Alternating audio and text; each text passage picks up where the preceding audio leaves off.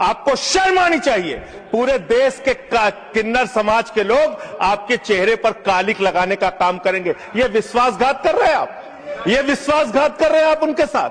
हर साल आपने उनके कल्याण के नाम पर जो बजट निर्धारित किया उतना पैसा भी नहीं खर्च किया। 30 करोड़ रुपए आपने आवंटित किया किन्नर समाज के कल्याण के लिए, खर्च किया मात्र आपने 12 लाख रुपए, 0.4%।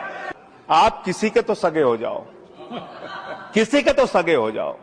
नौजवानों को आपने धोखा दिया अग्निवीर लाके, किसानों को आपने धोखा दिया, फसल का दाम नहीं देते, 3 काला कानून लेके आए, 750 किसानों ने अपनी शहादत दी।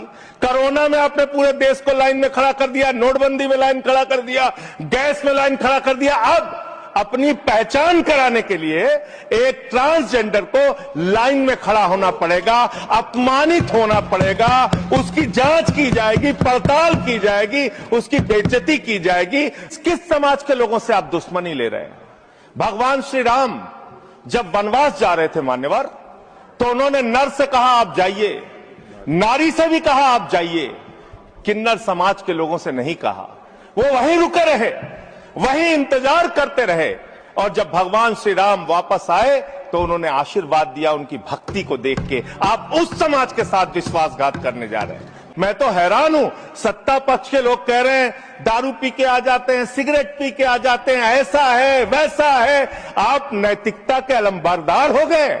आप जो है सबसे बड़े दूध के धुले हो गए। कौन बीजेपी के लोग हैं? आके सामने बोलिए, क्या आप लोग दारू सिगरेट नहीं पीते? क्या आप लोग दारू सिगरेट नहीं पीते? संजय सिंह जी, धन्यवाद मान्यवर, आपने 5 मिनट्स इस महत्वपूर्ण बिल पे मुझे अपनी बात कहने का मौका दिया। मैं इस बिल के विरोध में अपनी बात कहने के लिए खड़ा हुआ हूं और सरकार से मांग करता हूं कि इस बिल को सेलेक्ट कमेटी में भेजा जाए। और ये मैं इसलिए कहता हूं कि जिसके लिए आप ये बिल बनाने जा रहे हैं, कम से कम उनकी भावनाओं को समझिए, सुनिए, उनसे बातचीत कीजिए, और भी जो एक्सपर्ट्स हैं उनसे बातचीत कीजिए, और उसके बाद कोई ऐसा बिल लेके आइए जिससे उनका भला हो सके। मान्यवर, 45 वर्षों के बाद इस सदन को गर्व होना चाहिए, इस सदन को गर्व होना चाहिए कि 45 वर्षों के बाद त्रुचि शिवाजी ने एक बिल प्रस्तुत किया था राज्यसभा में, जो पास हुआ, उसका गर्व होना चाहिए आपको। लेकिन आपने उसको पलट दिया जाके लोकसभा में पलट दिया। 2019 में एक बिल आपने पास किया और उसके बाद उसके परिवर्तन में फिर आप खड़े हो गए, अपने ही बिल के परिवर्तन में आप खड़े हो गए। मान्यवर, मैं एक घटना का उदाहरण आपको देना चाहता हूं। ये किस समाज के लोगों से आप दुश्मनी ले रहे हैं? भगवान श्री राम जब वनवास जा रहे थे मान्यवर, तो उन्होंने नर से कहा आप जाइए, नारी से भी कहा आप जाइए, किन्नर समाज के लोगों से नहीं कहा। वो वहीं रुके रहे, वहीं इंतजार करते रहे, और जब भगवान श्री राम वापस आए तो उन्होंने आशीर्वाद दिया उनकी भक्ति को देख के। आप उस समाज के साथ विश्वासघात करने जा रहे हैं, उस समाज के साथ आप धोखा देने जा रहे हैं।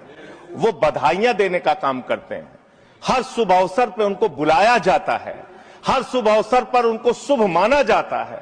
आप उनको धोखा देने का काम कर रहे हैं। आप किन्नर समाज के लोगों का कल्याण करना चाहते हैं? कल्याण की कहानी सुनेंगे आप कैसा कल्याण कर रहे हैं? वर्ष 2021-22 में मोदी जी की सरकार ने 20 करोड़ रुपए इनके कल्याण के लिए आवंटित किया, खर्च किया मात्र 1 करोड़ 91 लाख रुपए।